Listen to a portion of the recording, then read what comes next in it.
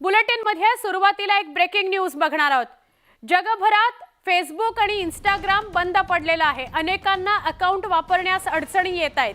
ॲपवर कमेंट करण्यासही अडचणी येत आहेत। अनेकांचं फेसबुक लॉग आउट झालेलं आहे। ऑटोमॅटिकली अनेकांचं फेसबुक लॉग आउट झालेलं आहे। जगभरात फेसबुक आणि इंस्टाग्राम वापरताना अडचणी येत आहेत। इंस्टाग्राम आणि फेसबुक बंद पडलेलं आहे। ॲपवर कमेंट करण्यास सुद्धा अडचणी येत आहेत। अनेकांचं फेसबुक लॉग आउट झालेलं आहे।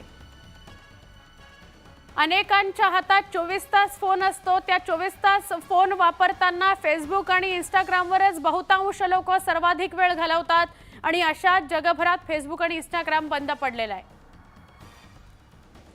आमचे प्रतिनिधी सचिन साळवे यांच्याकडून अधिक माहिती घेऊया। सचिन, काय अधिक माहिती, काय नेमकं घडलंय? सुवर्णा, आत्ताची सगळ्यात मोठी म्हणजे सोशल मीडियातली ही बातमी आहे की फेसबुक सोबत इंस्टाग्राम सुद्धा बंद पडलेलं आहे आणि हे आपल्याकडे भारतीय वेळेनुसार 9:10 हे बंद झालेलं आहे। जे फेसबुक जे काही डेस्कटॉपवर जे फेसबुक वापरताय त्यांचं डेस्कटॉप लॉग इन झालं आहे, त्यांना लॉग इन करता येत नाही।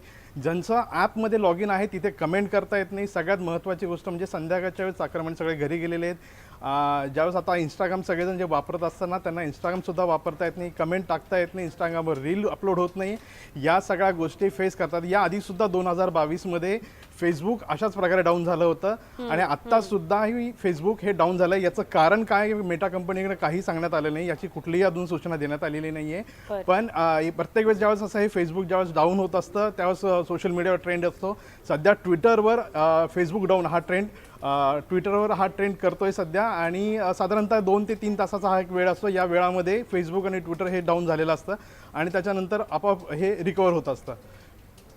सुवर्ण, सचिन, मात्र जेव्हा पुन्हा रिकवर होतं त्यानंतर काही बदल ग्राहकांना अनुभवायला मिळतात का?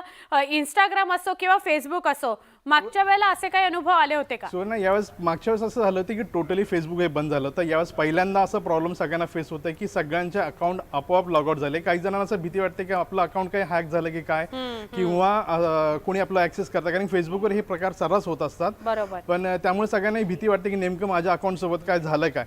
पण सगळ्यांना आपल्या प्रेक्षकांना आपण सांगू इच्छितो की हे फेसबुककडूनच हा प्रॉब्लेम झालेला आहे आणि फेसबुककडूनच सगळीकडे सर्व म्हणजे भारतातच नाही तर अख्ख्या जगभरामध्ये हे फेसबुक बंद झालेलं आहे। मुळात मेटा जी कंपनी त्यांच्यासोबत इंस्टाग्राम सुद्धा आहेत। सुदैवानं व्हॉट्सअप अजून चालू आहे, पण इंस्टाग्राम ज्याच्यावर रील सगळे लोक बघत असतात, इंस्टाग्राम हे आता बंद झालेलं आहे।